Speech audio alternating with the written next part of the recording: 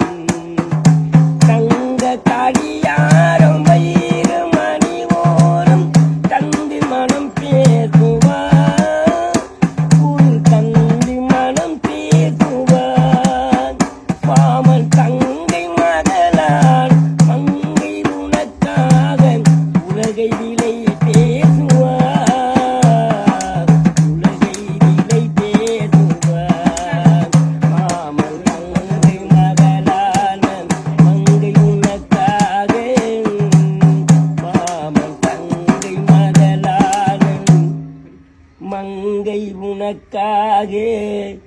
உலகை விலை பேசுவார்.